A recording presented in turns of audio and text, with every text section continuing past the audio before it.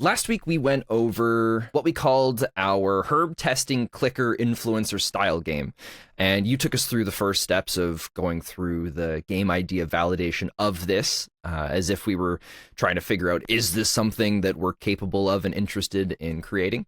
And we left the other one for me to hopefully take all of that feedback and the insights you gave last week to be able to present it here, which was our dynamic horror narrative walking simulator. I mean, we kind of like float back and forth on the horror part. I've just got it down as the dynamic narrative walking simulator. Because my pitch, I removed the horror stuff from it. Oh, no. But I mean, it's also stuff that can fit right in with it. For anybody listening along, there's a link in the description of the video here too. We have created a game idea validation, a practical guide for first-time developers. It's kind of like the steps basically that James took us through last week, but it's all broken down into a nice, easy way that you can go through it yourself as well. The document's free to check out. You can follow along with there if you're interested. Mr. James, I'm nervous, but also excited. No, I'm looking forward. I'm looking forward to seeing what you say, what you found, what you thought about. One of the things that I really loved that you really stressed last episode is just because this is the way that we're originally approaching it, it doesn't mean it's going to stay the same. There's a lot that can change. There's a lot that can adjust, but really this is just about the core concept of it and whether or not, if it's something that the two of us are capable of tackling and if it's actually worth the time. So our first thing that we're trying to figure out here, does this idea align with our goals? And one of the key questions that we want to ask is, what personal or professional goals does this game serve? And I would say that this, for our creative goal, I would say that it explores narrative manipulation and emergent storytelling through voice and player agency. For our professional goals, this could be a portfolio piece that stands out via its experimental narrative mechanics, which could be good for pitching or job applications or other things like that. And for a collaborative goal, this is we're practicing working in a small team. We're managing creative vision versus execution in a real pipeline, instead of just the talking about it and discussing it as we've done before. So the next thing that we have to ask is, what skills will we learn or improve by making this? And arguably narrative design, because from what we've talked about with the ideas, it's got branching logic. There's going to be some voiceover systems. There's timing that we have to incorporate with that as well. We'll be learning prototyping tools, most likely from what we've talked about before, using the Unreal Engine, and then with like custom voiceover triggers, as we've talked about. We'll be learning voice direction and performance integration, as well as scoping and managing dynamic content like narration, child interjections, alternate versions of reality. The next question is, does this game concept excite us enough to stay committed over months? And this was a challenging one to answer because I really feel that it can and that it does, but only if we anchor to that chaotic and playful potential that we have, but with the narration. The core loop being narration versus interruption is genuinely pretty fresh. And if we bogged the whole thing down trying to make a polished storybook, I think we would lose a lot of the spark from it. And then do we have the technical and creative skills required to build this, as in right now, not later? And this was also challenging because, yes, I think we do for the prototyping. For a large scale polish, like a full big scale production game, no, I don't think so. But at least with prototyping and like a smaller version of it, I think we're more than capable, because along with all of the work that we're going to have to do, we're also likely going to need voice talent, audio tools, and arguably environmental artists to reach the final form of what we've envisioned before. But we can start with placeholder narration, like we're able to voice stuff ourselves, and we can do gray box environments.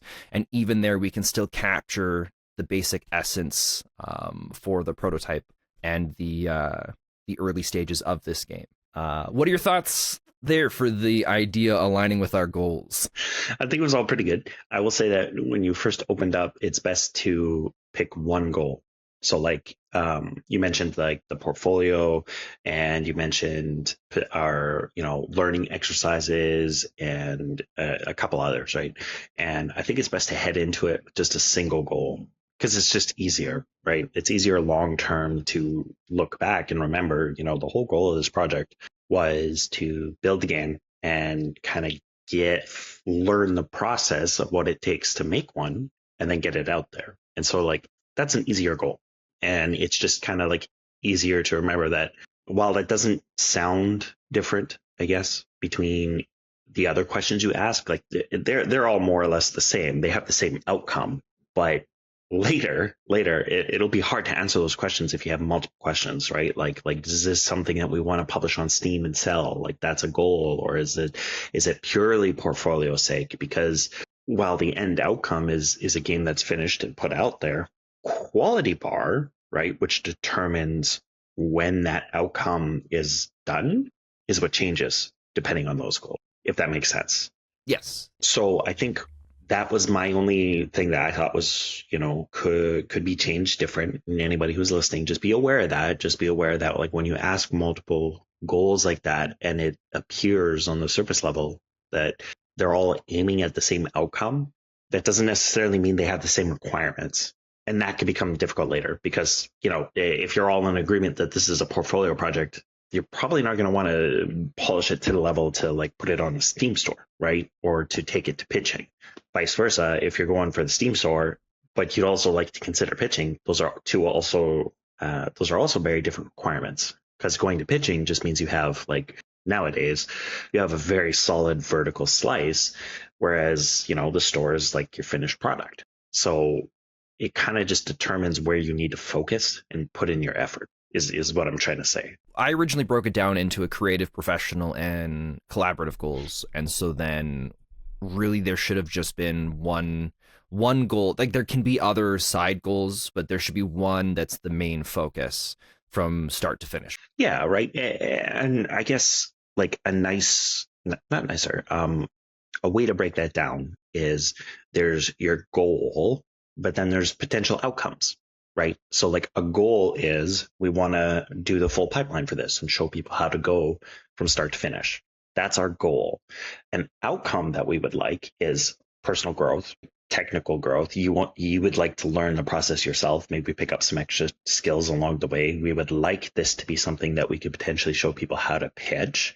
It could be something that we would love to put up on the store, maybe for free, maybe for $1, who knows, right? Like those are outcomes. But as long as the goal is that we want to get through this whole process and document how it works for somebody who is brand new, they can be different, is what I'm getting at, right? And so as long as the goal is to get through the process and document it, the outcome is like a wish list, right? This is the way I think about the wish list, is these are the things we would love to get out of the process of chasing this goal. So what I've done then is I've modified on mine to say that our goal is to create or to follow the whole pipeline from start to finish of this game so that we have something where we can show the process of. Sounds good. Was there anything else then that you felt could have used a little bit extra work? Was another thing where I kind of broke it up too much? Could have been simpler? No, I think the rest of it was fine. Okay. Pretty straightforward. Like it doesn't actually have to be very detailed. And the only reason I simplified the goals, like I said, is just because it's hard to juggle multiple goals. Sometimes it's easier just to tell yourself, no, this is our goal. All this other stuff, this would just be nice to have. Then let's talk about market opportunity. Ooh. So who plays this genre of game today? And I would say that it's fans of the Stanley Parable, fans of What Remains of Edith Finch.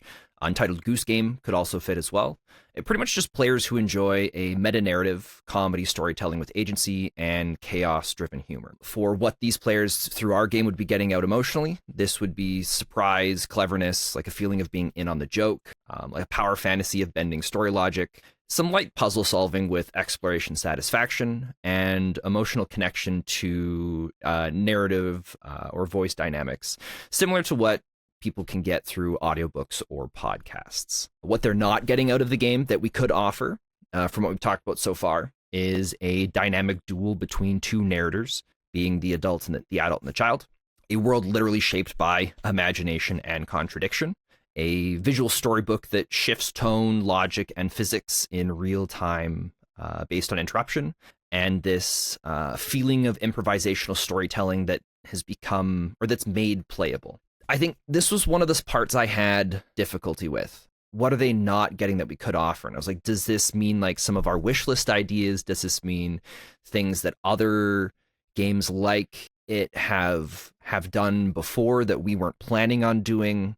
Yeah, it just seemed very. It was very. It was very difficult to grasp my mind around it.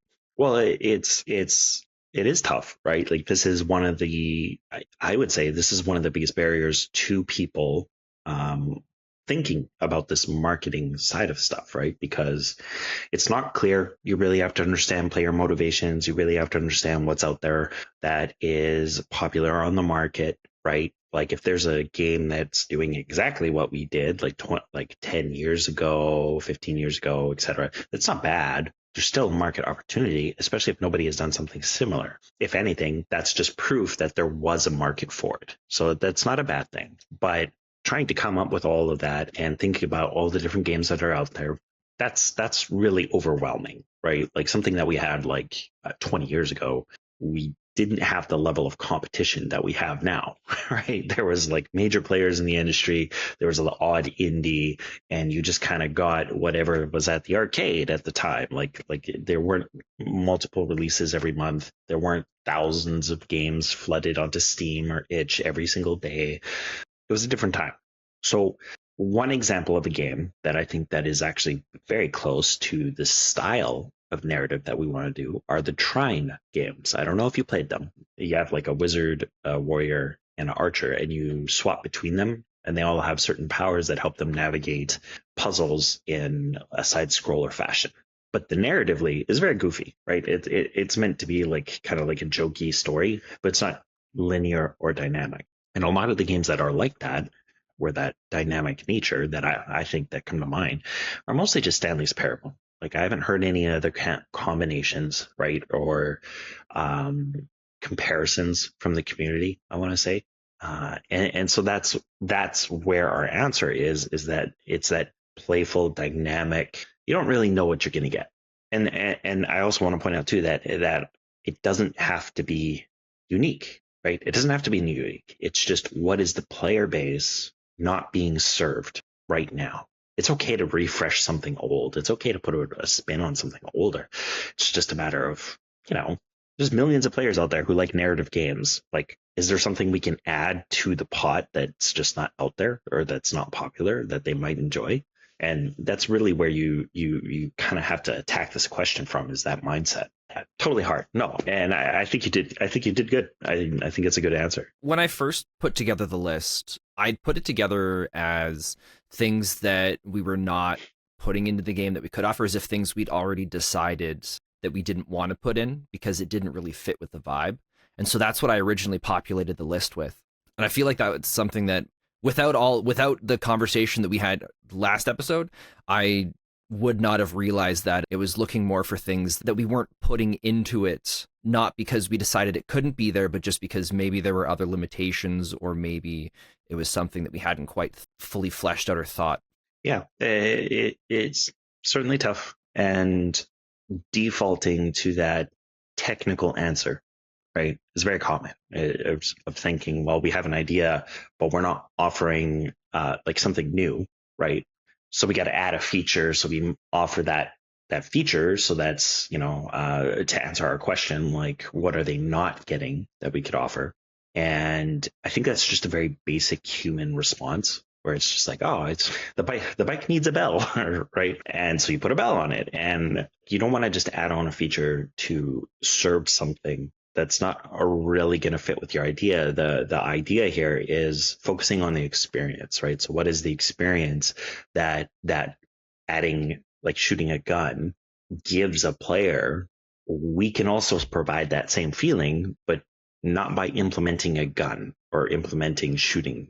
Yeah, so it's like, what are they not getting that we could offer that still fits within the core of what this game is? Exactly. Yeah, there's several designers locally who I'm working with every once in a while. I come and I look at their designs and they'll send them to me. And they have those same problems. They're like, well, my design is this way and it's a unique idea and they have a unique way of doing it. But then they start adding other features for this very problem we're talking about, which is, well, I have to offer something that's familiar, or I have to offer something that's new to the experience so that like people will like it. And again, you don't want to focus on the feature set or the technical implementation. It's just the experience. You could get the same experience out of multiple ways of like doing things, right? So it's keep making sure that you're keeping your mind as a designer anchored in the experience part opens up other creative avenues where you can add things to your design, but you're not going to be just adding stuff that doesn't fit or you're adding for the wrong reasons. I would say that this game scratches the emotional itch of childhood imagination running wild and disrupting order, watching adults get flustered when they lose control, and this feeling of cleverness when the game reacts to what a character is decided to do in an unexpected being where it's delivered very linear, but if you go off the side, you interact with something, then suddenly that gets pulled into the narrative. And so is this market already saturated? My instinct was to say yes. Arguably, I would say no. I think this is more of a niche market that we're hitting. The reason why I say that is I don't feel like there are as many games that are playing in this space, but it feels like there's so much just because the games that are doing really well in this space are beloved by a lot of people and they're held in really high regard. Our biggest danger within this market is that our game is going to be compared to the Stanley Parable, which is what we've already talked about and brought up. And so I feel like with this game, to deal with the situation, it's something we would need to move fast in proving that this is more playful and less cynical, and it's more child driven than something like the Stanley Parable. And I feel like if we can get past that, then I really don't feel like the market's going to feel very saturated for our game. Market saturation. What that typically means is if there's a market for players who like narrative games, saturation is the point when there are enough narrative games to satisfy the demand. That seems straightforward, but it depends on the kind of game you're making, right? So a extraction-based multiplayer game, they're oversaturated in the market. And the reason why that is because those games require commitment to play, finite amount of time that gamers have where they're gonna play the extraction games, or they're gonna play PUBG, or they're gonna play Fortnite or whatever. And anybody who's new to the market has to pull that resource from somebody else. So saturation is when everybody has enough time to, like, across the board play all the games. Oversaturation is when we have too much product, too many games, and not enough play time, not of a player's time to play all of the games. Now, why that's different by genre or the style of game is people are not going to constantly return to Stanley's Parable. Once you play through a narrative game like this, even if there's multiple branches or side things to explore, you're not going to touch it again for quite a while. So the demand for that kind of game is proven by our, let's say a competitor, Stanley's Parable, but they released a while ago. There's nothing new. There's nothing that's really replaced them. Yes, there's Life is Strange and other narrative games that are in the same, I would say, lightly in the same genre, just a different theme, but they're not games that require consistent, constant returning players. So that's why this game, I would argue, is not in a saturated market, is because what we need to aim for is, will those players eventually come and play our game? And if they like these style of games, chances are, yeah, our game is eventually going to get into rotation. It's just whether or not we're going to get a massive bump of players right away, or it's just going to be this slight trickle over the years of people just organically finding it. And so that's how it's best to think about the market saturation. Is it's not just, there's a ton of zombie games out there. It's also like, how many people are going to use that product? How many people are going to play the game? How much does the game demand from them? How much is left over for all the other developers? It's very similar to kind of what I talked about with our Herb idle clicker game idea, is that yes, there's a ton of idle clickers out there. Right? It's just like an absurd amount, but they don't require consistent gameplay. They require somebody to hop on, log in, get all their rewards from, being offline, spend all the resources to boost their productivity, and then they leave to the next game and they just play, several at the same time. The only time that it's a core requirement in that case is in the very early when you have a lot of really rapid progression. But often that goes away very quickly within like a couple hours, maybe at most. And that before you feel the need to turn off the game, go do something else and come back like the next day. So saturation is a combination of what's on the market and then how much of like the player base's time is going to be spent on that game, on that product. So let's imagine a sink. That is our market. That's the amount of players, right? So if we're talking about battle royale, all the players make up the sink. How big that sink is, the volume of it. Now, when we pour water into it, water is the games. So there's more and more games dumping into the sink. Now, play rate is the drain. So as games are being played, the water is funneling down the tube and players are like, I played a round, that's done, right? So to think about a battle royale game, given the style of the game, it requires players to keep coming back to play for progression reasons, for seasonal reasons, for whatever. Like you have to keep coming back and play constantly. So that drain on the bottom actually comes back up into the funnel, adding more water back into the tub. Now there's another drain on the bottom, let's say off to the side. Imagine like a cooler, right? It's always got that like little nozzle on the side to drain.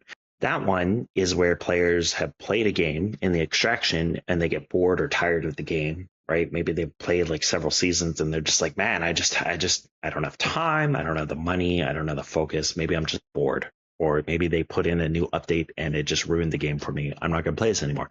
That one drains away into a different tub. It's a different game, right? So that's how you got to think about it is there's so much playtime from the player base refeeding the content back into the tub, plus more water coming back into the tub. And what's happening is that tub is filling up far faster than it can actually drain out players.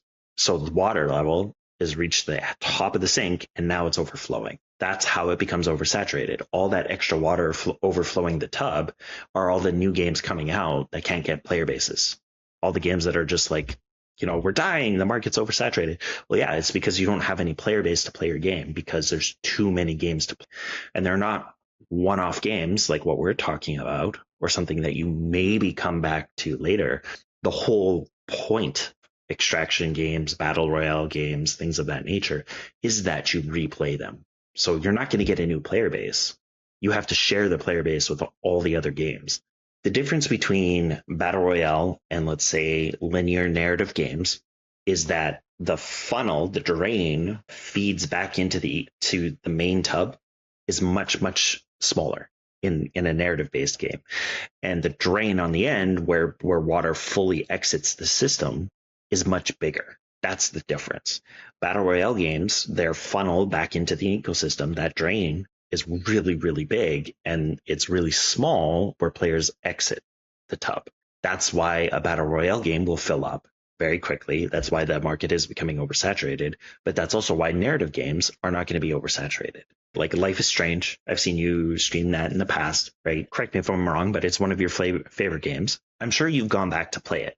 But you don't consistently finish a narrative, right? Like the journey, and then immediately go back to play it again. You just go back to it once in a while because you have such strong attachment to it or emotions, etc. And that's why when you're thinking in general, like as a game developer, and you're trying to validate an idea, this is how you should actually think about market saturation. This also is why, if you've ever seen in the market where somebody comes out with like a new sponge and you're like, we have tons of sponges, like everyone owns a sponge. Why on earth would you put this out there? Well, the reason why is because whoever designed that product is looking at market saturation this way. They're looking at it and saying, okay, well, what can I do that's different? What market can I develop a game for where there's always going to be a demand for it? Because it gives a better chance that my product's going to make it through, right? And just to stick to games, excuse me for the sponge, but to stick to games, if you approach your game ideas in this fashion, it'll tell you right away what your competition is like, because if you want to make a battle royale, you're going to have a hard time attracting new players and capturing return players. That means tons of marketing, tons of exposure, tons of effort to really stand out and do something crazy, wild, and new. And if you're not going to capture that player base, you're not going to last. So Concord is an example.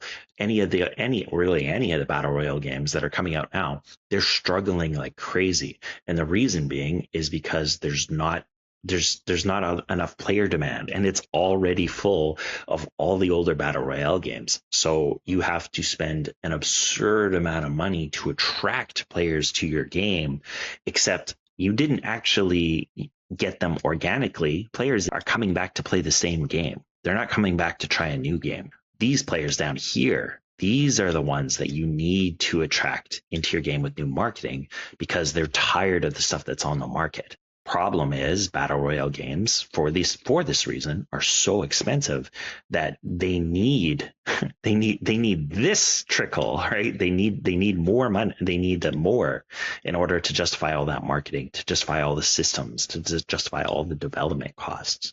And that's why battle royales, you shouldn't make them. Not right now.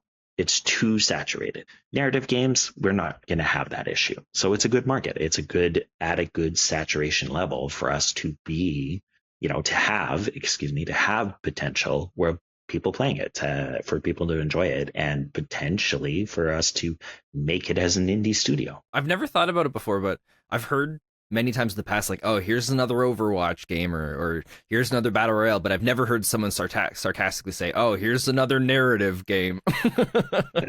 Here's another adventure game that's only 4 hours long. Yeah, so sorry for the detour, but... No, that was really good. I'm really glad we did the visual there for it. Sorry to the audio listeners, but, you also said, as you were drawing it out, you said it good enough that hopefully they get it. If not, well, you can always find the video version. Well, you know what? If not, come join the Discord. There'll be a video, or there'll be links. There'll be YouTube. So that really does give a whole different perspective to the idea of market saturation. I mean, the original way you thought, there's no way Witcher 3 should ever succeed, because they're the pure volume of other games that are out there, right? But you're not going to constantly, some people do, but you're not going to constantly play the same action RPG nonstop and then not try anything new. Like, that's, don't get me wrong, I still hop into Skyrim once in a while, right? But it's not the only game I play. It's not the only thing that dominates my time as a gamer. And that's why it's not an oversaturated market. The only way adventure games become oversaturated is if they all release at the same time and there's just way too many options because of playtime. Those games require a lot of playtime. So as long as you are staggering releases compared to everybody else, it's a viable market, like a genre. Well, that makes sense, because I'm sure there were other games, because my focus was on Team Fortress 2 when I was younger. I never experienced them, and I never will. But I didn't play The Witcher 3 till 6 or 7 years after it came out, and it didn't matter. My experience was still just as good as if I'd played it back then. Well, so the last part of the, what is for the market opportunity here is, are we just copying what's out there, or are we offering a twist? And I feel pretty confident in saying that we are offering a twist. This is a narrator and child contrast, which introduces this new kind of tension dynamic between the two of them. Changing world has happened in these games before, but in our case, it's different because it isn't just meta. It's imaginative, and we're not doing it ironically, which I think ironically has been done before in other games, but here it's strictly imaginative, and that combined with the narrator and the child, I would say that we're definitely offering a pretty good twist, or at least in we can comfortably say twist. Personally, I'm going to say pretty good twist. and I'd agree. So the next part after that, artistic and visual consideration. I would have bombed this if we hadn't done what we went through last week, or well, not last week, last episode. So thank you, James. So what does a single screenshot of gameplay look like here? And I believe this was the one last episode where you really dived in, and you gave you took us into the world of what the layout would look like, and just if we saw the screenshot with everything that was there, what would we see? And for this, I feel like I think I have a little bit easier here because the screenshot for a game like this, I think, is going to be pretty simple. We're not really going to have much of a UI, maybe even no UI at all. Maybe there's like a little dot in the middle of the screen just to show where the cursor's aiming. And beyond that, what we see is a fairly blank and empty world that's coming to life in front of us. There's the path that we're walking down, and it leads up over to a hill where we can see the text on the top of the screen. It's the caption from the narrator speaking about this castle this castle that is appearing before him, and then off in the distance we see that castle coming to life. The walls and are lifting up out of the ground. The moat is opening up in front of it. The drawbridge is like one board at a time, just coming out right in front of it. And so like the world itself is empty except for that which has been described and imagined so far by our narrator. How's that? Is that kind of what I'm supposed to be doing for this? Yeah, you got it pretty on point there. One of the things you can improve on is you said there's a dot on the screen to just let players know where the cursor is. So does that cursor change at any point? If I look at an object in the world and it's something that we could interact with, does that dot change? Does it open up into a tiny circle, right? Is there a visual cue that we can use like breadcrumbs, right? Is there a situation where that would change to let the player know that this isn't just a prop in the environment? This is something that has some sort of interactivity, because part of this fantasy, right, for a genre like this is actually that exploration part of it, which is something that you didn't really tap into, but it is a big part of a game that's dynamic. So do we want to do that? Because you don't have to. We could just make it so like a player has to run around and just like click every object in the world to see if it interacts. But at the same time, that's probably pretty tedious, right? Your second scene that you go to is just gonna be like, oh my God, there's like 50 fence posts. Like, I don't want to click them all, right? That's a point of frustration, is what I'm saying. So thinking about it in that sense, what does an interaction look like? When we're going through this stage here, it's not just about what we see, but also, if there's things that we're having to interact with or things that we move or push, like how does that visually look? Yeah. So we called this, artistic and visual considerations. Maybe a better term is artistic and feedback considerations, because it's not just about a screenshot. It's about that gameplay loop, right? Like, what does it look like to actually play the game? What are the cues that tell the player? So if you remember back in the example I gave last time, which was the idle game, like when you hover over icons, they get highlighted, or you feed something to you as a streamer and like an effect happens, right? Like those are all forms of feedback to let the player know that, an option is available, or there's a direct impact in the game world due to the player's action. So when I'm saying like feedback considerations, that's what we got to think about, is like when you're walking in the world, what does the audio sound like? Like there's narrative, and we've talked a lot about the narrative side of that. Are there footstep sounds? Okay, so that's also something that needs to be thought about for this part as well, and brought into Yeah, because remember, clarity is king, right? That's what we want to do, is we want to make this as easy to interpret, in the sense that everybody interprets the same thing. So when you're thinking about like a team, right, all the different departments, all the major categories in your, let's say, exploration of your idea, are you covering all the major terms that each of these different kinds of professionals would need to understand in order to visually put together your game? And that's part of this, keeping it clear. If someone struggles with certain parts of describing sounds or describing images, could they just find pictures off the internet and then compile a bunch of stuff together for this? Like for audio parts, could they go and find like a clip on YouTube and like capture part of that as an example to put here too, just to show? Or is it really important that someone's able to explain it with their own words? No, using visual aids is super common, even in industry, right? Like anything that helps you get across the table. And yes, I have seen people just cut out things from different games and just like mash them together in a concept, and then draw arrows and be like this, but bigger and twitchy. Like like I've actually seen that as feedback, right? In a working setting. If for some reason someone was taking this concept here and they were supposed to do this as a part of like a job interview, or like they had to pitch this kind of thing to a publisher, would that be okay to do that? This is getting a little more complicated, but it's all about the presentation, right? Like if you show a Skyrim loading screen and you'd be like, "This is our loading screen," no, you're straight up copying, right? But if you're using that and your description is, "We want to have a loading screen that has an object that players can look at and give them tooltips," right? That's a good example.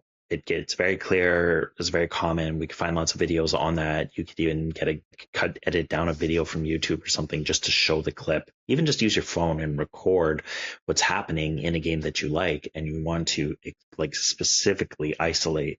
I like the way this happened. That's fine. Even in a working setting, that happens all the time, because in a working setting, it's all about speed. How do we get there as quick as possible? So doing that here now for us, that's good too. Just don't plagiarize. Don't just take something and be like, this is ours, or this is what we're going to do.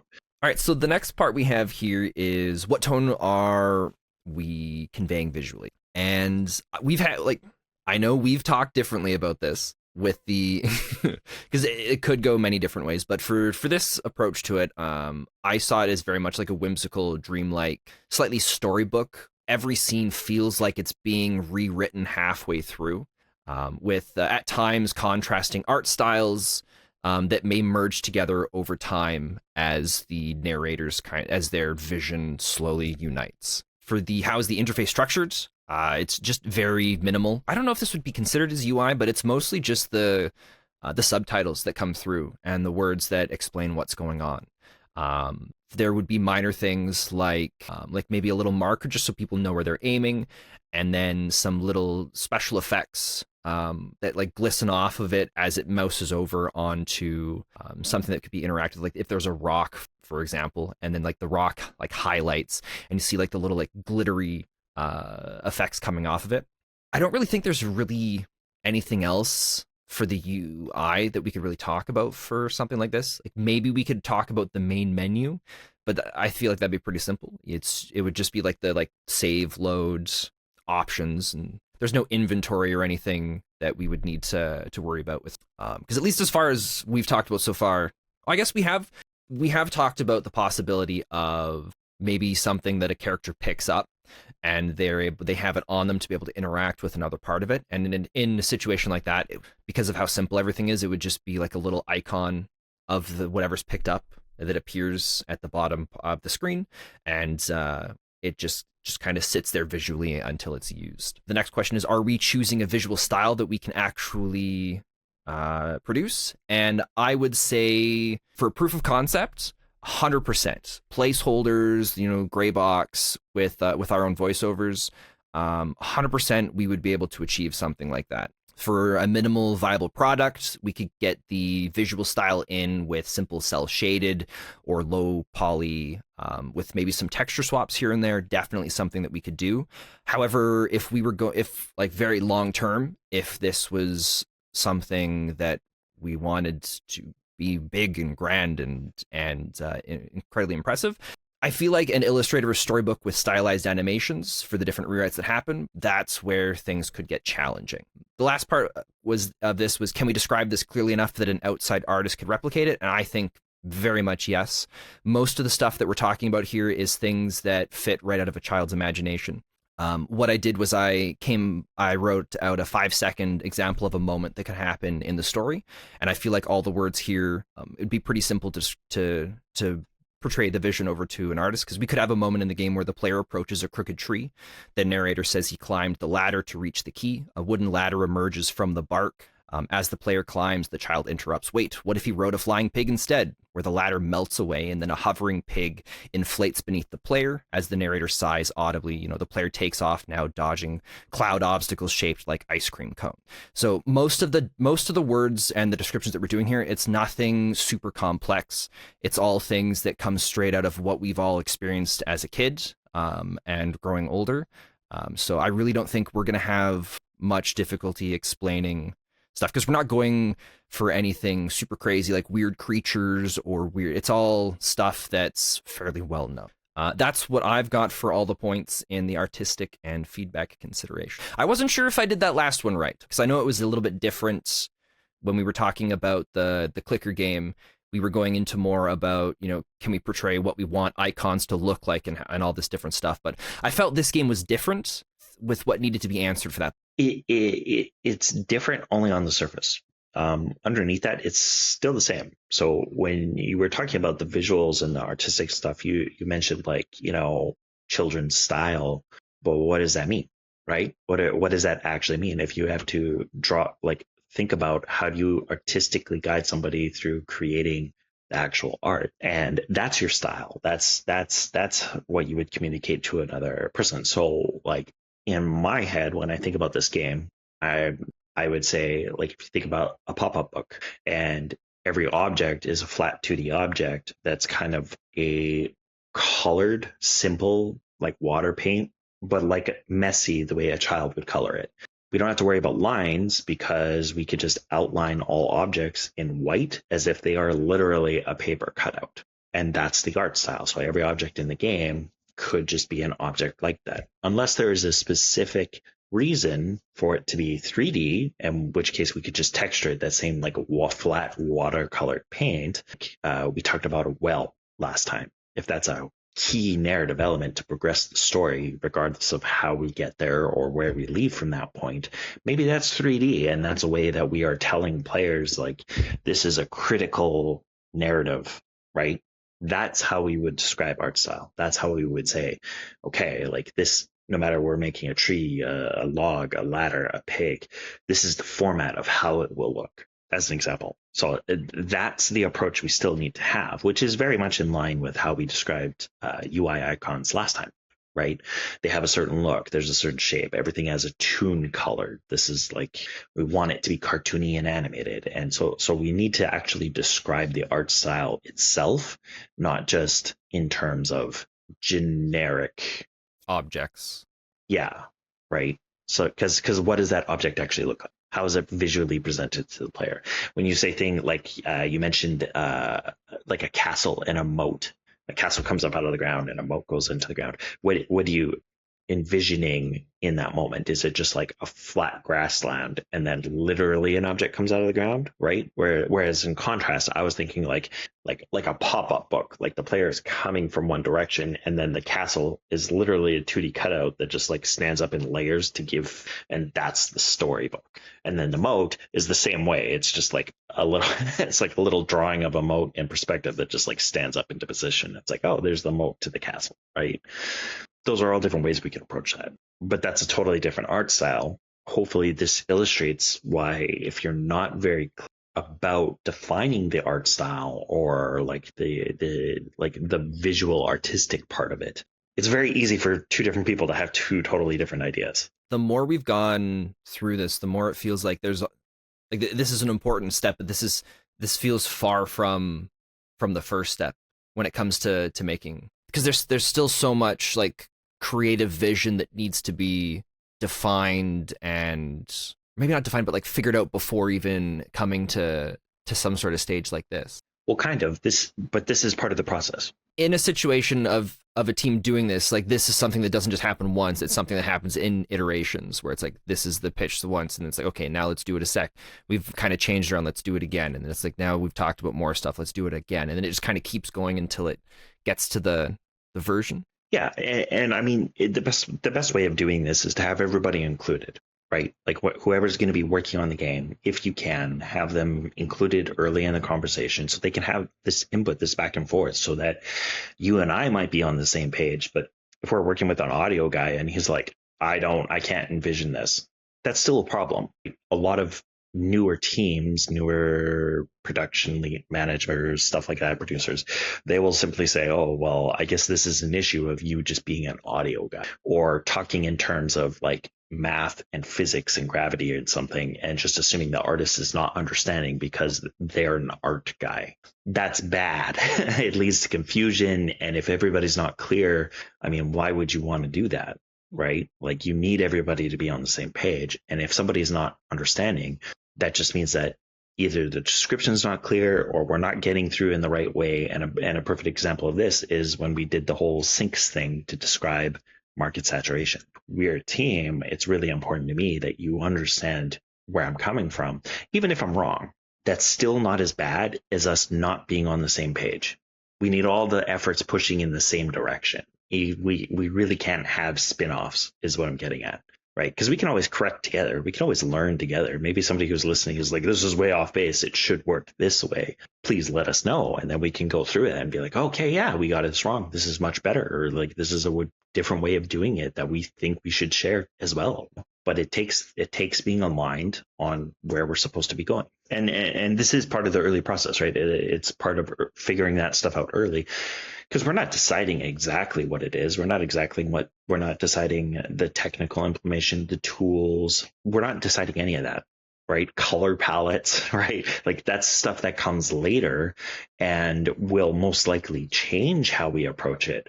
But the idea is we're all starting from the same mindset. This is visually how this world should look. And we all agree. And a lot of times, a lot of designers and directors and stuff will do mock-ups. Like you said, sometimes that means using screenshots from other games like clip art.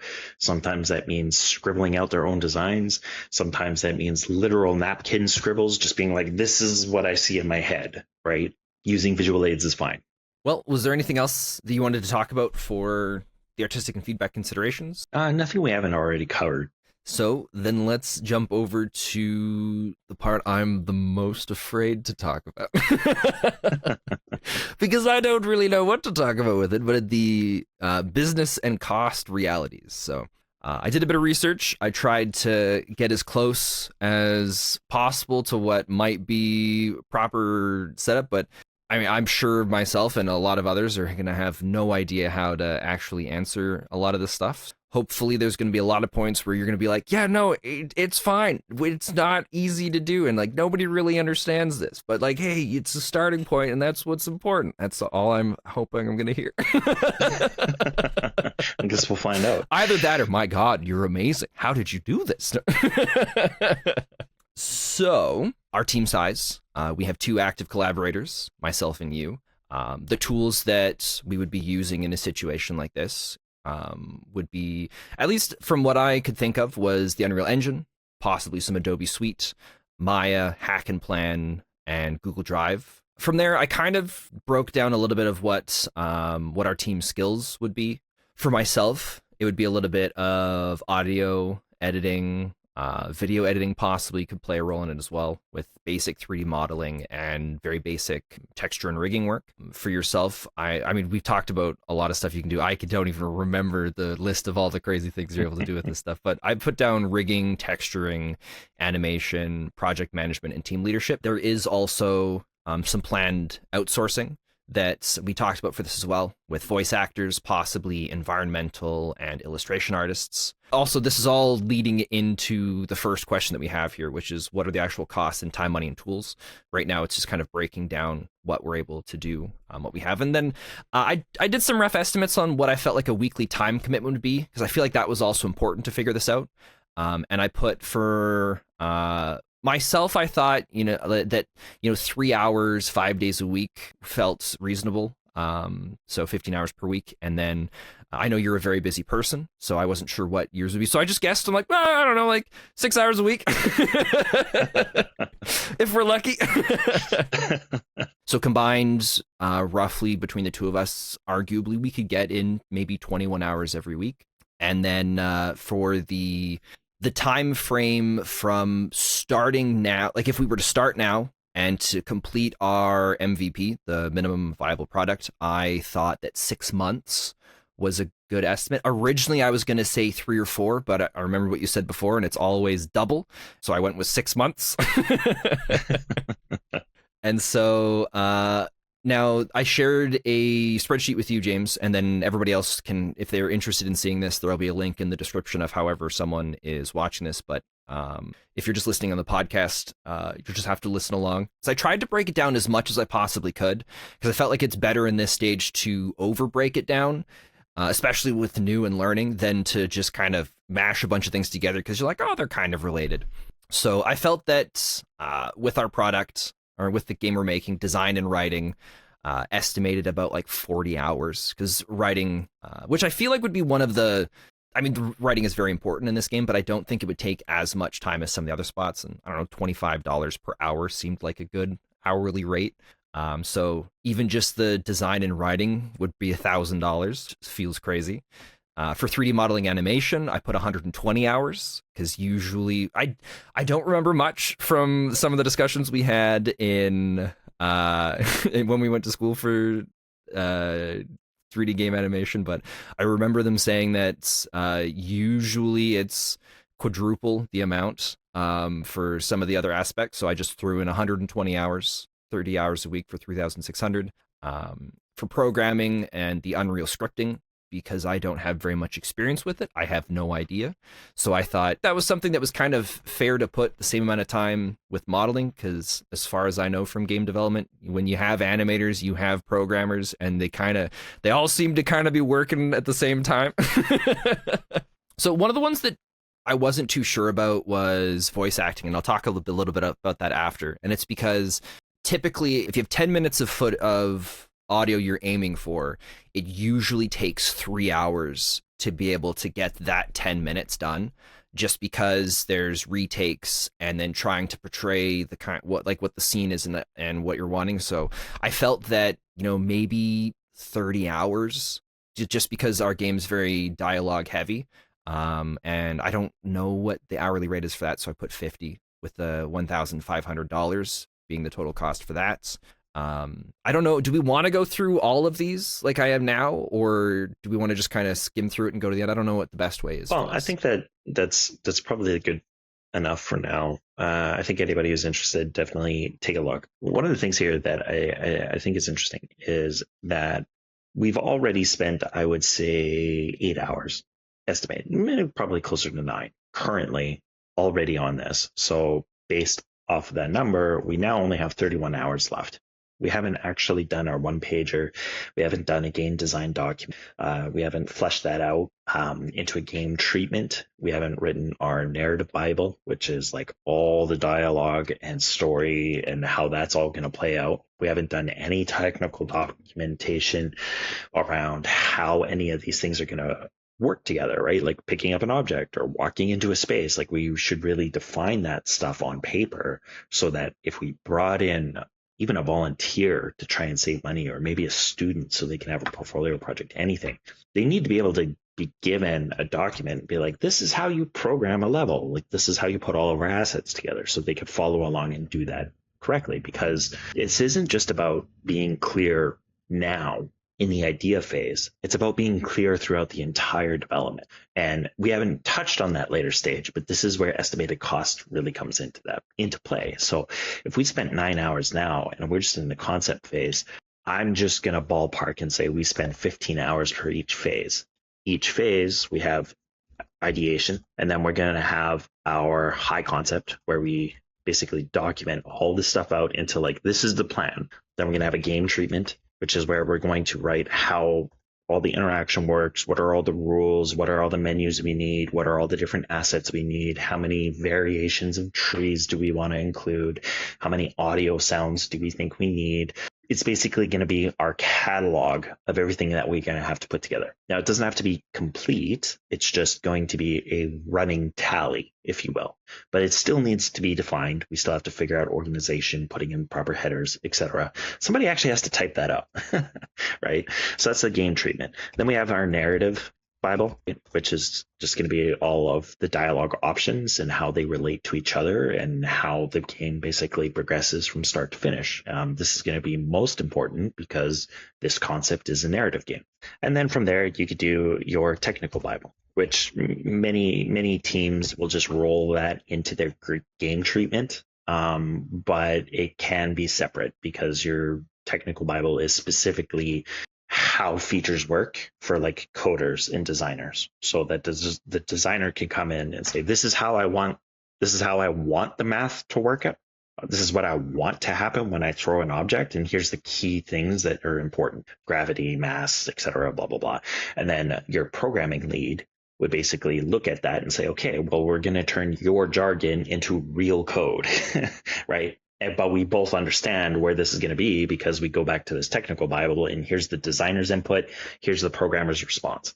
And then we have it documented every time moving forward so that any programmer or designer needs to look at, say, the gravity for a different mechanic, a new idea, a wish list item. We have it documented. It's there. Everybody can source it. There's no questions. And if there are questions, this is where we would record the answers. Anyways, Okay. Yeah, so if I we missed say, a bunch of stages then too, because when I've thought 40 hours for design and writing, my thought was I didn't even take into consideration the stuff we've done now and those stages. It was just like, here's level one, blah, blah, blah, blah, blah, and then there's the dialogue. That was all I really thought about with design and writing. ideation, I would say, is always the quickest. So high concept, well, that's not true. High concept is going to be probably the quickest because that's only going to be like 5 hours. Once we figure out all the idea and we put that into a high concept sheet, that's super simple. It's just refining everything down to the basic answers, right? Recording all our answers and putting into nice categories that we could just hand off to a publisher or to a team member that we want to bring on board and be like, here's the idea, is basically the point of a high concept. It's also referred to as a one pager. Game treatment, that's going to take a lot. So I would not bat an eye at all to say like that's like 300 hours in total. Narrative Bible, it's a lot of writing. In our case, it's not just about writing out the story. It's also about coordinating responses and actions. Part of this Bible is going to be writing it in a way, even in like a Google Sheet now, where we're saying this is the trigger action. Like when the player goes to this spot on M2-6, which is, that is code for us to know that's map to level 6, right? The sixth platform or something. Like we need a way to figure out through a spreadsheet where these things are located in the world. It's going to take a lot of work too. So saying like 100 hours, and I'm being light here, but the reason I'm doing that is because we're theming this off of a children's story. Children's stories aren't long. They're fairly short. It's like a bedtime story is almost what we're telling in terms of scope. So we can really reduce that, but it's still going to take a long time to polish it and make sure that all the things are accounted for and that we don't just have like a random object that you can interact with, but it doesn't have a response.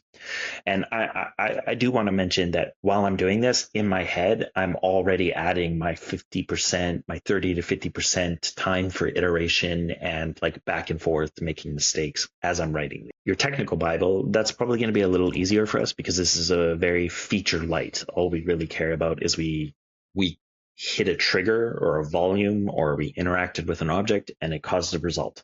Other than that, it's how do we move around the world? And when you use pre-built game engines now, Godot, Unity, Unreal, etc., they all have very basic movement controls, which is really all we're looking for. We're not doing anything fancy and we're not doing anything with a character on screen.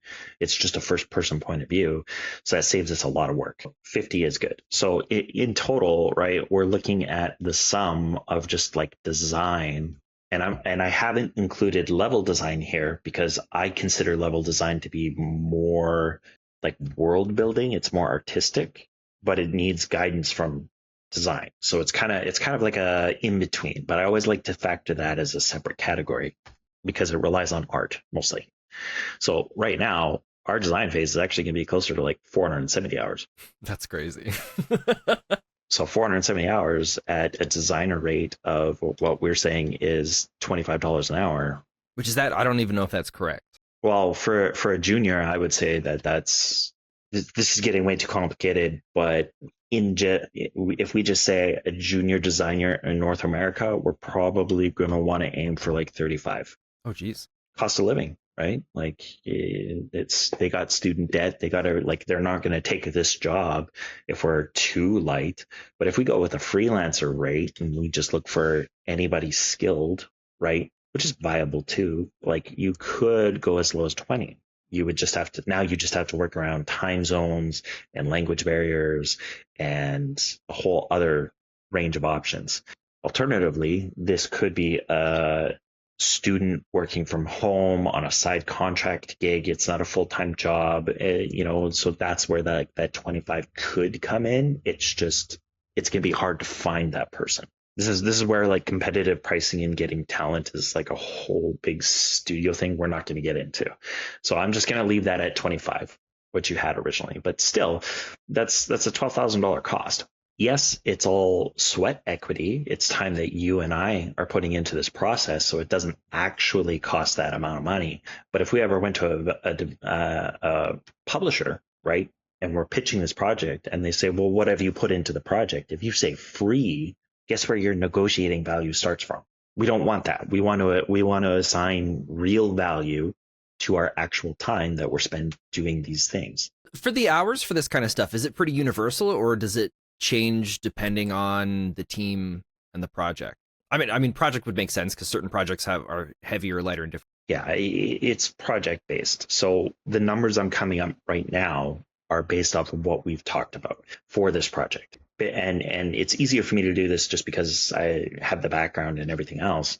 But yeah, like these are the steps, these are the chunks of time. And quite honestly, until we really work on a game treatment, we're actually not going to know what a lot of these times are for like 3D modeling one asset. To come up with concept art, this is going to be the biggest time investment because we have to figure out art style with this first asset. But if we average it out, we're going to say probably 4 hours for somebody to sketch it out, do a light color variation, send it off to get approval from like you and I or back and forth with each other to decide, do we like it? Do we not like it? And this is assuming we have a very tight turnaround. Otherwise, it's probably more realistic to say 16, 2 working days to figure out the art style and produce the concept art. Modeling, again, could probably be between 4 and 8 hours depending on the prop. So if we just average it out and say 5, and I'm thinking like our rock is not going to be hard, but doing a well is going to be more hard. Hence why I'm averaging 5. It's like most of our working. Texturing, we could just say that's the rest of the day averaging. Because once you've defined a style, it's much easier just to copy over basic texture colors and use a texture palette. So it becomes much faster. I got the 3 because out of an 8-hour workday, 5 is spent modeling, 3 can be spent texturing. Just so everybody understands like the thinking behind that. Rigging and VFX depends entirely on complexity, but because we're just averaging it out for estimates right now, I'm going to say 4 hours, right? And because we're averaging it out for variations, let's account for that. I'm going to lower this one to say 5. So our total time to actually build one 3D asset for this game is going to be 17 hours. That's basically 3 working days. And is that still slightly longer because it's the first one, or is that just, or you've reduced the time to 5 for all the models after the first one? Reduce the time. Okay, so right? that would be the typically what we'd expect for each model going into the. Yeah, and keep in mind, I'm still adding that 50% or so just for iteration and everything else too, right? So the actual time to draw up a concept of a pot after you've defined your concept art is going to be really rapid, but whether or not that person returns back a pot that you like as like a director or an art lead is the question, right? Because if they have to go back and do it again, it's going to be the same time over and over. And it's not uncommon to have 3 to 4 variations for almost every single part. It's very rare that something is just perfect dead on the first time. And even if it is accepted the first time, when it gets made and put into the project and you're running around it in the level with like gameplay, you might want to go back and change it because it doesn't fit as well in the 3D space with context. So 5 hours is a good estimate. But that's 17 hours per asset. We talked about like trees, rocks. We talked about like a well. We talked about a castle. We talked about a moat. Oh, that's a small line, but castle. We talked about a pig. We talked about a cloud. We talked about the ground. Probably going to need some grass on the ground. It'd be nice to have flower because it's kids. They're probably going to think about that kind of stuff. They're probably going to want it, right? Like even if we just look at these assets, it's 1, 2, 3, 4, 5, 6, 7, 8, 9, 10. Excuse my spelling errors. Just these 10 assets alone is now going to change your art. This is just art to 170 hours to produce. Over here, you have modeling and animation, depending on the complexity of the model when that's needed, because this rigging in VFX is just the process to make it animatable, not the process of animating. So if all of these have some sort of animation, like you come up, you click on it, and it just does like a little bounce and a jiggle or something, that's still going to take time too. You account 2 hours, per asset. You could say that with animation, simple process, 2 hours. It's 190. So it's actually 190 hours. Oops. For just these assets, we can comfortably come back here and say, nope, that's 190 hours, $30 an hour. That's $5,000. So you can see when you itemize things, even loosely like this, we can see very quickly how much of the cost and actually time. Because for you and I, and any indie team out there working, trying to develop their first concept, their concern is not cost. Like their concern is like, can I afford my Maya and my Google, right? My Google account. Those are my Adobe Premiere and whatever else, right? That's the indie's typical concern. But the real thing we want to pay attention is hours, because you mentioned like even right now, it just to do the design and the art, we are saying that's what 660 hours, right? That's 660 hours just to do those components. But we said our ideal working scenario is that there's a combined 23 hours. I believe that's what you said. Yeah, just rough To work estimates on off. the game per week, right? So from here, we would just say, 660 hours divided by 23 hours per week gives us 28 weeks. Well, we want to take those weeks, divide that by 4 so that we can figure out how many months this is going to take. 7 months, which is actually pretty spot on for what you were thinking. It's just your time allocation wasn't quite as accurate. So I'm actually pretty proud that you got to that number. It's still going to be short because we haven't actually gone through and done like our estimated programming, voice acting, audio, etc. But so far, just for these two, yeah, like you can see already 6 months just to do design, modeling, and animation. And so when you're doing these In my breakdowns, mind, I was like, that's fine. Pop out a couple models a day, no biggie. yeah, but that is honestly where a lot of indies, and not even just indies, like professionals who have sometimes decades of experience just being one kind of department, this is what they run into. They get into like having to think big picture, think about the whole project, and they have zero context, right? They maybe never actually worked with like all these other departments. They don't actually know how to account and estimate for all these other areas. So they just treat it like the one they know, and then they run into problems. Burnout with indies is often attributed to the hours, because you think in your head that it'll be 6 months, we'll get an MVP. But then you realize you do all this work, you didn't follow the process that like I'm showing you and that you're documenting for everybody right now. And then after 6 months, you're like, not even 6 months, sometimes 2, 3 months, right? If you realize quickly, you're like, oh, we got to go back to the drawing board because we didn't answer fundamental questions. We didn't know the right stuff to ask. We didn't think about like all these things. Now we have to redo this entire design process again. So you do that. You go through it properly. It's another 6 months, right? And then you realize, so that's what indie burnout looks like. Because I feel like with the steps that we're going through, we're doing a lot more than a starting indie team typically would do. And I think because of that, it's going to take us longer to get through a bunch of stuff. But I think we're also going to end up with a much better product because of that. Would it, if like a new team jumping in, not doing a lot of these extra things that we're doing, or extra's not even the right word for it, not doing a lot of this prep work like we're doing, do they typically end up taking the same amount of time anyways, just because there's a lot of stuff that we're preparing now so that we don't take as many steps later on and we don't have to do as much reiteration? It typically takes them longer because you have to come back and answer these questions at some point. The further into development you go, the harder it's going to be to answer those questions, the harder it's going to be to make, cutthroat decisions. Also, it's very likely you're going to have to start from scratch, right? So I follow tons of indies all the time. Anytime a new studio's popping up and it's, two guys from high school or from college or a wife and a husband duo who have left the industry, anytime I see that, I follow them right away. I hop into their discords and I keep track of how they're going. And a lot of times what'll happen is they'll start working on a game. They just jump into it. They're like, yeah, this is a house. We'll block out the house using like free assets. And then this is what happens here. And this is what happens here. And this is what happens here. Which is exactly what I would have done if we hadn't talked about stuff.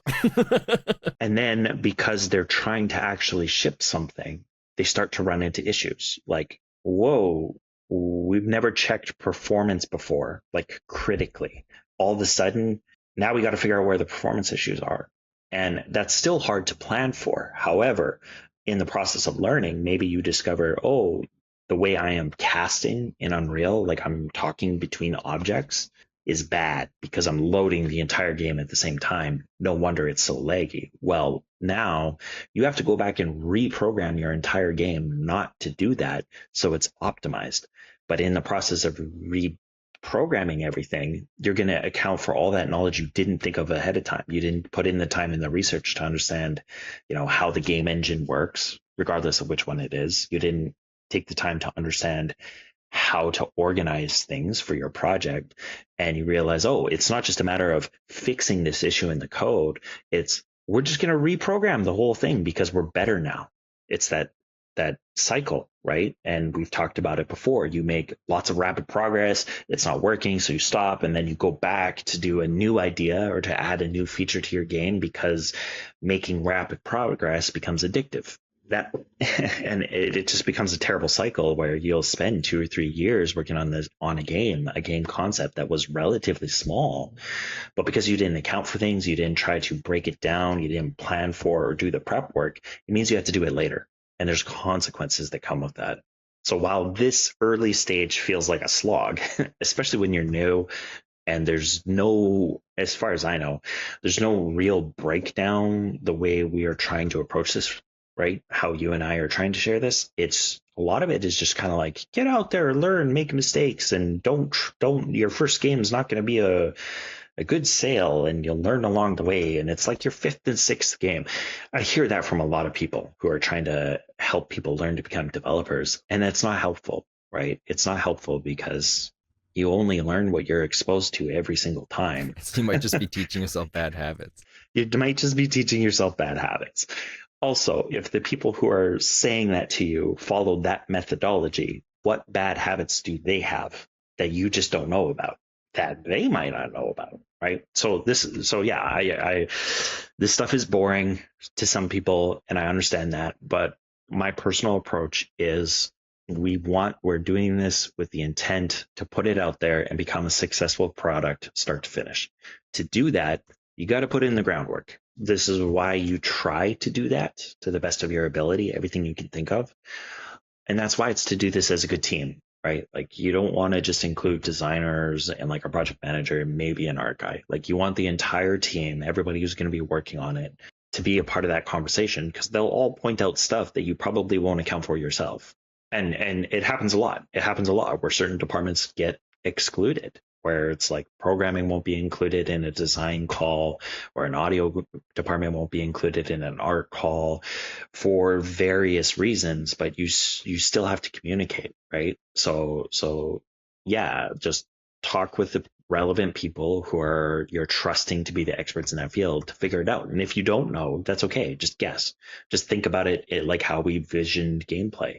When I mouse over something and that little dot turns into like a little circle, to call back to that example, is there a sound that comes with that? Is there a little like tink, tink, tink, tink, like a tinkling, sparkling sound? Because you mentioned that VFX, possibly. That should probably have an audio effect. So we'll just include it. And that's also why the design game treatment stuff takes so long, because it takes multiple read throughs to be like, oh, you know what? Halfway through writing this, we had a really good idea to catch those sound effects for visual effects that we never thought about. Well, you didn't write it for the first half of the document. You got to go back and re-edit it, right? And so it's this like polishing process. I think that covers pretty much everything that we needed everything to go through for step 4 then. The only one I think that we didn't really talk about was, can we afford to make this financially and emotionally? Indies never can afford the financial cost, right? But it's not the financial cost, like I said, that's what will get you. It's the emotional, it's the time. You enter into this thinking it's only going to take 6 months, but then it takes 2 years. Are you prepared to stick with it for 2 years, or are you going to hit that 6-month mark and start to get discouraged and start to get burned out? Well, I guess something to quickly ask you then, before I answer that, is when I was doing up the cost and everything, that was just for like the minimal viable product and the estimations for that. Was that the same thing you were looking at it for as well? Or were you looking for it as like the whole production? What I did there, right, with the Google Sheet and breaking that all down, is still minimal viable product. And I want to point that out. Here's like a tip, a hot tip is prototype and MVP are two different things. Same with a vertical slice.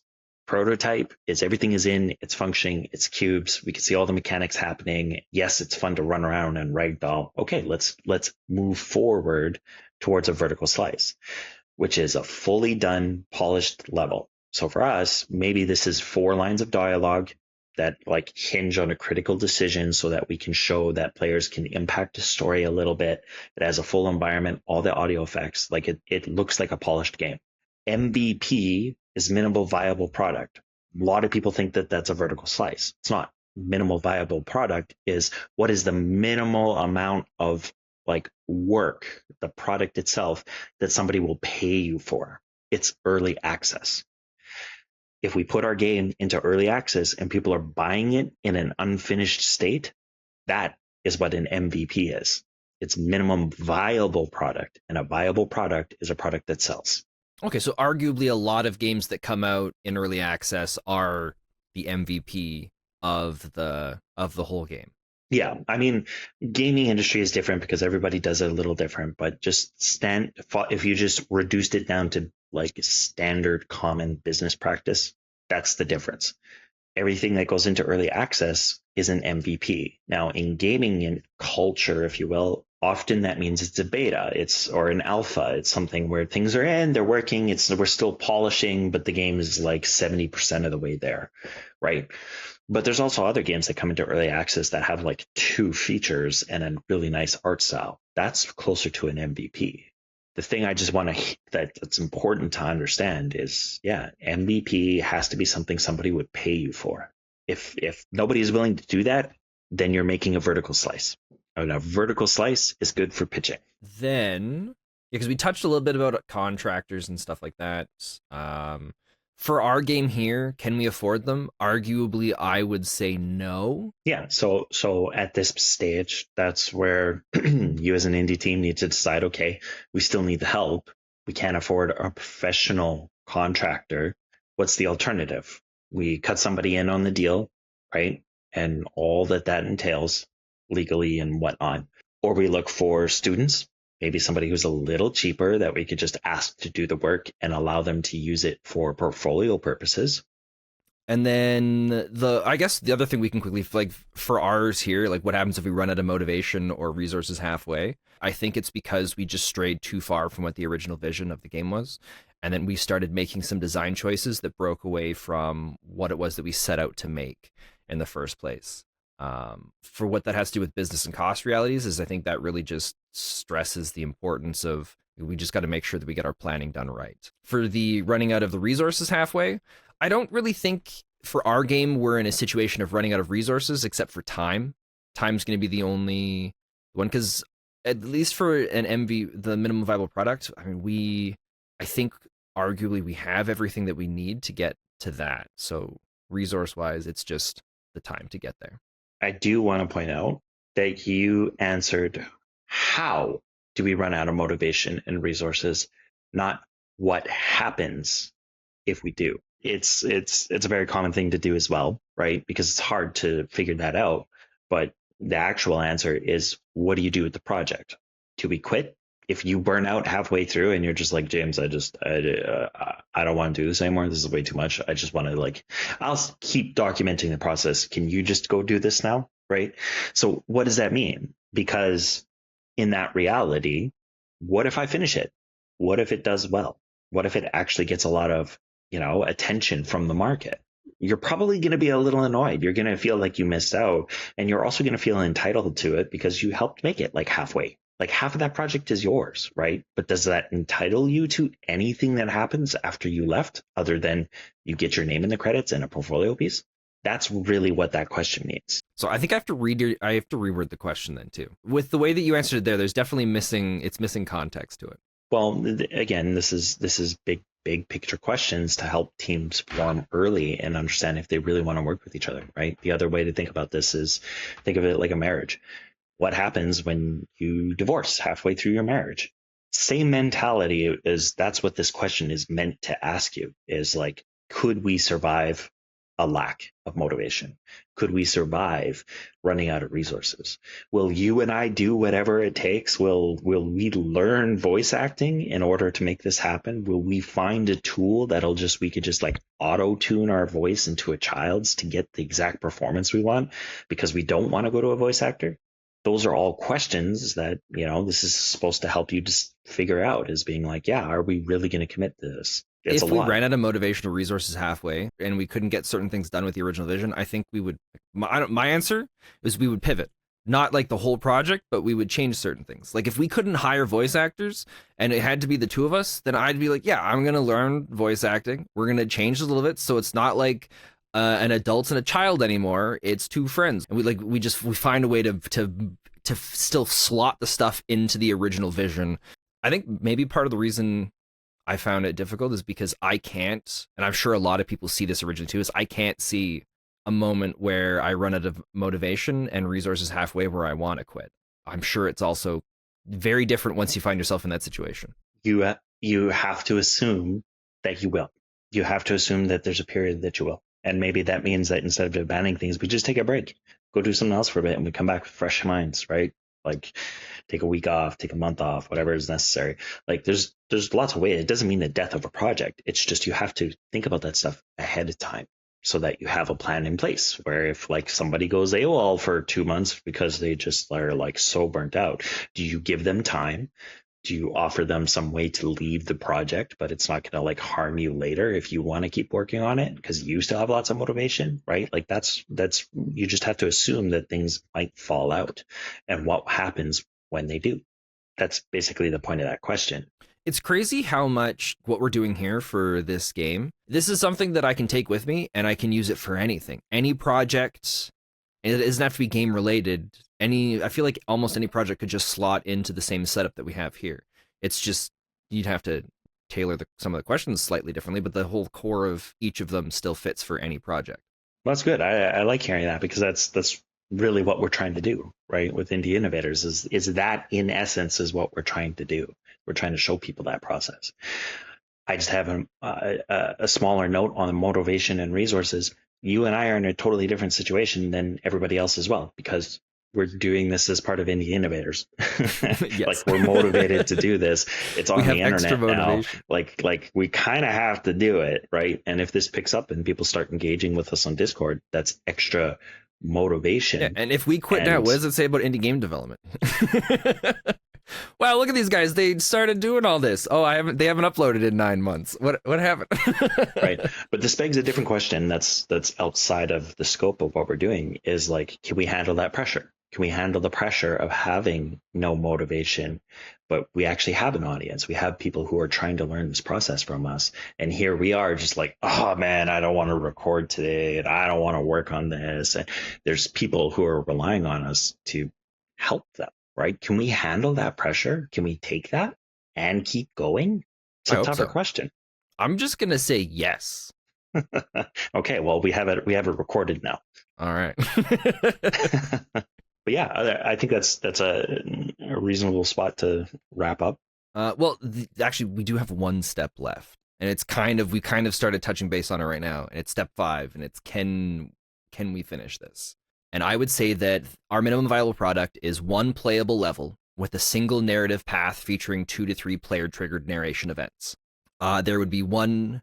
Oh, what's up? I just want to say, remembering what I was talking about, we should probably change that, and I'm going to do that in this document here. Change that to vertical slice. We have a clear vertical slice, which is what you're describing now.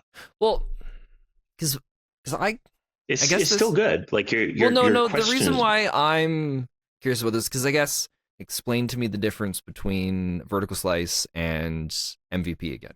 Sorry. No, it's okay. Vertical slice. Think of it like a movie trailer. It shows you all the hints at what you're going to experience if you come to this movie, right? Here's the action. Here's the sadness. Here's the epic music. Here's a tiny bit of the plot. Whoa, who's that guy with the axe, right? It's your hook. Everything is polished. Everything is shown in the exact manner that it will be shown for the rest of the game. You're just getting a quick preview. That's what a vertical slice is. MVP is somebody with like you're selling the product to somebody and they want to buy it. That means it has to be like a fully completed game loop. It has to have almost the entirety of the narrative done. It has to have all the branching pieces. We're not going to have cubes and circles as stand-in models. It's like here is 80% of what the entire game is going to look like. It's just this is the bare minimum level that we think people are going to start paying in order to play the game early. That's what an MVP is. So your questions of do we have a clear vertical slice and you started answering it, that's perfect. That's exactly what a vertical slice is. The MVP is do we have that for every single level to be able to finish the game? It doesn't have to account for every single narrative branch. It just has to be, can we play and finish the game? And somebody would be happy about paying for it. Because I also had a part in here talking about the vertical slice, where my assumption was that we were going to get this. Like, I definitely want to finish it, and whatever game we decide to do, if this is the one that we picked, then if we got to a point where we had a 5 to 10 minute vertical slice with one environment transition, one major one part where like the dialogue rewrites part of the scene, and we have voices for two of the characters, like a 5 to minute playable thing. That's what I thought of as the vertical slice, which is something that can go up on like itch.io or something like that, so that we can show it and start getting feedback and stuff on like that.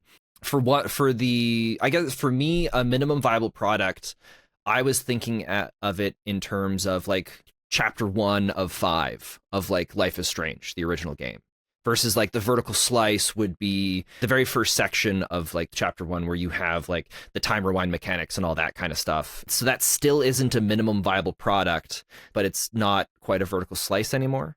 It's a vertical slice, right? You're basically showing here's the idea of the game in full context. Like this is everything, all the bells and whistles, or up to 90%. It doesn't have to be perfect, but if you were to show that as a trailer on YouTube and be like, wish list our game now, that's a vertical slice. MVP is, like I said, early access. It's you can play through the entirety of Life is Strange. It's just there's no clues and alternate path lines or anything. You just play through the core default story. So then when Raft came out in early access, that wasn't a MVP. That was still a vertical slice because you couldn't play through the whole game. You could just like sail around, collect items, but you couldn't go and explore all the different chapters of the game. And so then it was still an MVP. And the defining thing is they were able to sell it. Minimal viable product, right? Not minimum viable prototype. I think that's where a lot of the confusion happens with new people in the industry and just at large is people confuse minimal viable prototype with minimal viable product. So because the whole survival game loop was there, that's why it was the minimal viable product. And the story expansions in the areas you could go to, that doesn't need to be in the minimal viable product because that's just like extra things that you can do. That's the polished game. Like there was nothing new added. There can be, like it's not 100% strict here. There can be new additions. Maybe there's a new rock bird or a fish boss battle that I think happened in Raft as the episodes came out.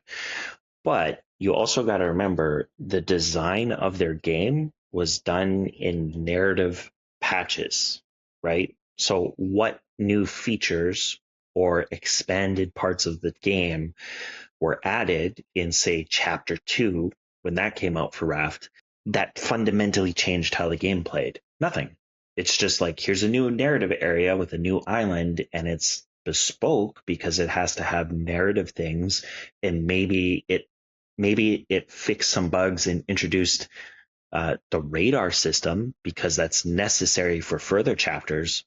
In terms of scope, that's a very, very, very, very tiny sliver and a very niche part of how the features work, right? The systems. The rest of the gameplay was just about gather resources, track down the stuff you need to find the island. And that core loop is the same from chapter to chapter. It's only the narrative lore and like what is happening that actually changes.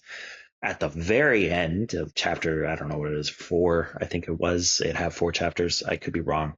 For Raft, they actually had like a big boss battle and like the culmination of the whole story. right?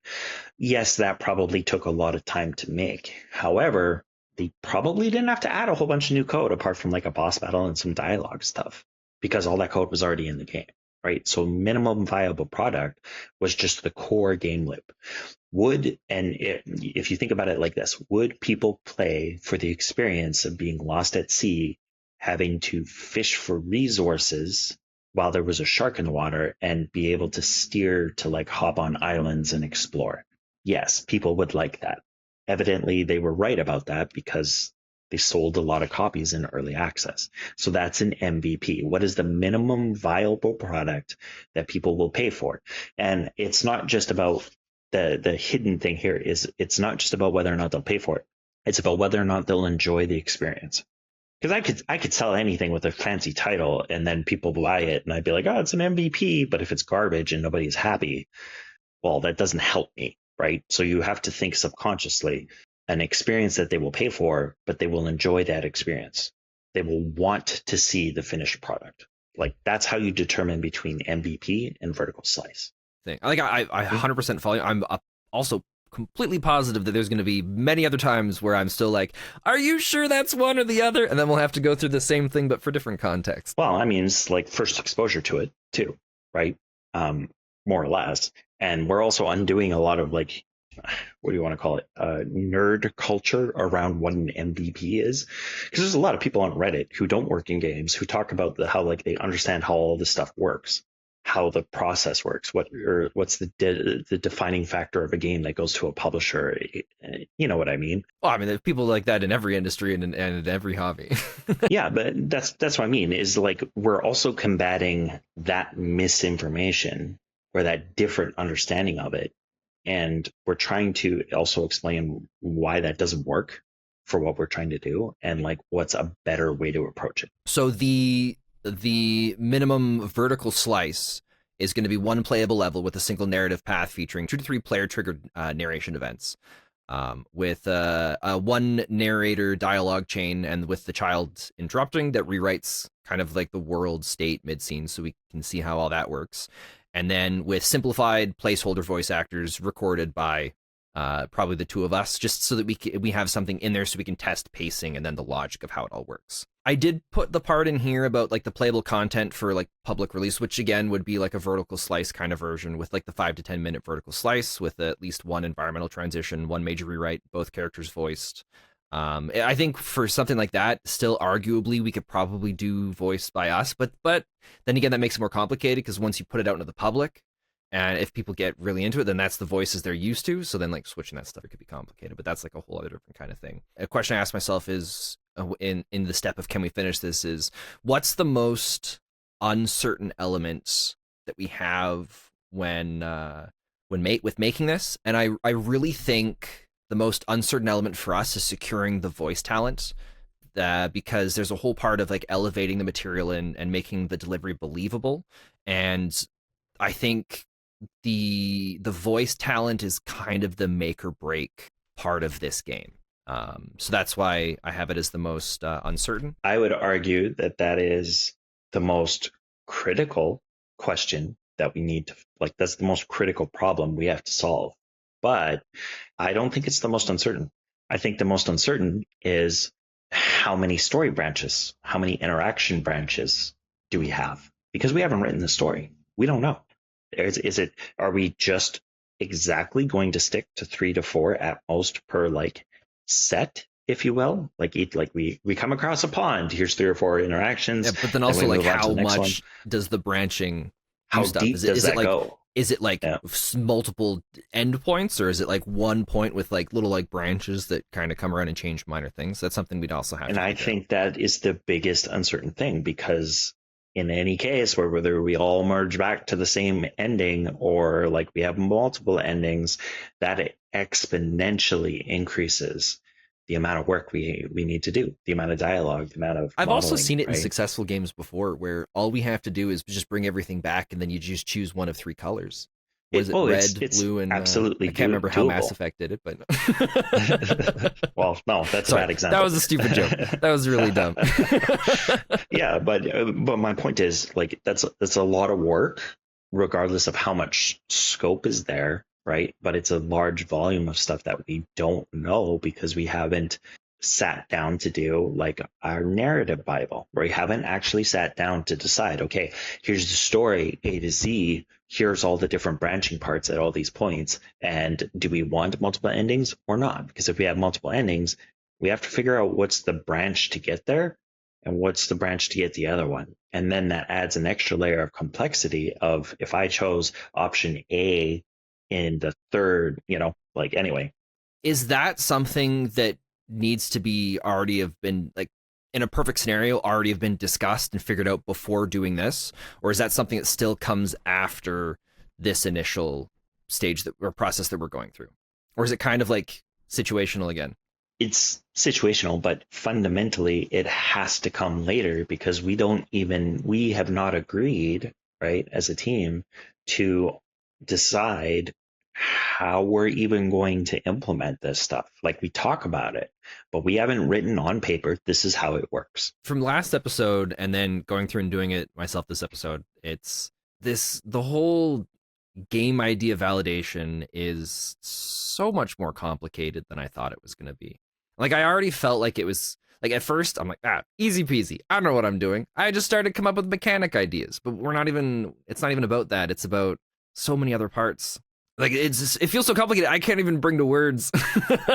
There's an entire like department dedicated to game idea validation at all the publishers. Well, all the publishers have people who their entire job is just to go through and say, okay, let's validate this idea, because a lot of indies especially are not good at this. They don't know how to do it. They don't know the right questions to ask. So you have to submit games, right, to a publisher and hope you get a response back. Well, that game went to somebody who's looking through everything that you're sharing, and they're asking all the questions that we're going through right now. They're looking through the motivations. They're looking for the market opportunity. They're looking to see that you understand the scope of what you're creating. They're going through and trying to figure out, like, do you have a cohesive idea that makes sense? Like, you're not just saying, oh yeah, like, how you were in the beginning, where you're just saying, oh, like stuff happens in this space. Like, are you accurately communicating in a sense that they clearly pick up what you're putting down? You know what I mean? If you are, you'll probably get a response. If you're not getting a response from a publisher, it's because you're not hitting the right targets. You're not asking the right questions. Or more importantly, you're not showing that you found the answers to the right questions. Going into this, I genuinely thought I was going to have no interest in the clicker game. I thought I was going to just want to do the narrative the whole way through. But once we started going through and breaking down the process of both of them, and then going through this idea validation stuff, it's like I'm at a point where it's like I don't know. Now they're both interesting, but at the same time going through this process, it's changed certain parts of the vision of what I originally thought they would be in better ways, but it's also created more ideas. And I thought it was going to be frustrating and annoying and we were going to get through it. And all we had to do was just get through it. But now it's just, it's given even more exciting things to think about. Yeah. And, even in a team setting, I think that like one of the things that I like to do in this situation, and this whole process here too isn't just about like game ideation. I've worked on some games that have had to be completely redesigned using features like a puzzle. Like we have to change the shape of the puzzle using all the same pieces. And so it's the exact same process. Like, what do we want to achieve? What are we going for? What fits? What doesn't? What do we cut? And through that process, like, it's always great never to expect an answer right away. You just send people away with it. Just be like, yeah, we're going to meet on Friday. Like it's Tuesday, Wednesday, whatever. Let's take a couple days, and everybody just really mull over the information and really think about it. And then when we come back, yeah, we'll actually have that time to digest and have a solid answer, so that when we say, no, you know what, I'm still interested in the narrative game or the clicker game, then you've had time to have valid reasons for picking it. And then at that point, that's the final team check of, do we agree or do we disagree? Because we want to align, right? We have to agree before we start working. That's like the very last final check. when we first were like, yeah, we're gonna make a game. In my mind, we were already gonna be putting stuff together, James. Some people do work that way, and it's not bad. That's not what I'm trying to say. Is it's not bad to do it that way. It's just all this stuff is gonna hit you later after you've done a bunch of work, and nobody likes redoing work, right? Well, so what do you say is from your experience and all this stuff? What do you say would be our next step? Next step is picking one, doing up a high concept, start working on the game treatment, start working on deciding all the features. So the next step really is just picking one and saying, okay, what are we going to dedicate the next year to work on? Like, we could still do the regular. We'll finish it in 2 months. $200. That's all it's going to cost us. Yeah, we're going to make millions of bucks. Yeah, it's figuring that out. Which one are we most motivated to do, and then we just have to stick with it. And the nice part about being an indie and you're not funded is that you don't have to do this. You don't have to go full tilt on this every day, all day, whether you feel it or not. This can be something we just do part-time on the side, and we could still do our regular indie innovator stuff. We could still do other things. We could still interview other people but yeah, it's just the next step is picking one and saying, okay, no, we like this idea the most out of all of them. We've thought about all the different elements, where the audio is, where the artistic elements, how things could work together and why they work the way they do and how we want it to be experienced by a player. Now we just pick one and we say, like, we've laid out all those ideas. Which ones still, if we asked ourselves the initial questions, like which one suits our goal the best, and then go from there. And then when we're done, we can come back and do the other one because we regretted our choice the first time. Like, who knows?